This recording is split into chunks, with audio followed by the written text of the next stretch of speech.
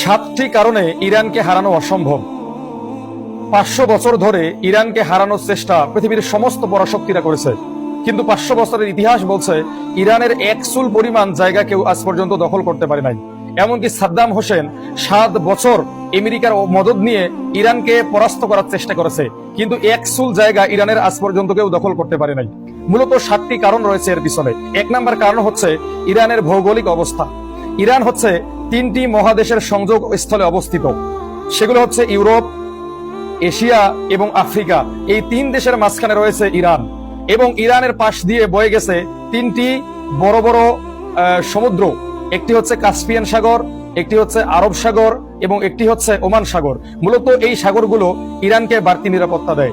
2 number হচ্ছে Hormuz প্রণালী, যে প্রণালী দিয়ে পৃথিবীর 25 থেকে 30% তেল এবং গ্যাস রপ্তানি হয়।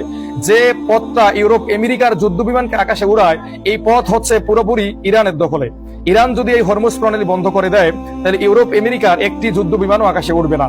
সম্প্রতি সময়ে ইরান ঘোষণা করেছে যে তারা এই প্রণালী বন্ধ করে দিবে। 3 নাম্বার হচ্ছে ব্যালিস্টিক মিসাইল সক্ষমতায় বিশ্বের শীর্ষ দেশের তালিকায় রয়েছে ইরান। ইরান যে পরিমাণ ব্যালিস্টিক মিসাইল তৈরি করতেছে, তাতে ব্যালিস্টিক মিসাইলের শহর তাদের ভান্ডারে কিন্তু যুক্ত হয়ে গেছে।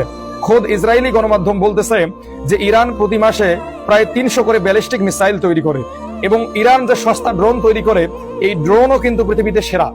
রাশিয়া ইরানের ড্রোন দিয়ে ইউক্রেনকে নাস্তানাবুদ করে ছেড়েছে। 4 নাম্বার হচ্ছে ইরানের রয়েছে এক অনন্য প্রাকৃতিক প্রতিরক্ষা ব্যবস্থা। পশ্চিম ও দক্ষিণ সীমান্ত জুড়ে রয়েছে জাগ্রস পর্বতমালা এবং উত্তপ্ত মরুভূমি।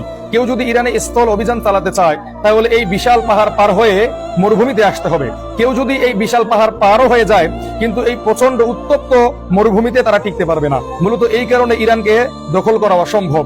5 নাম্বার রয়েছে ইরানের কাছে রয়েছে বিপুল তেল এবং গ্যাসের মজুদ।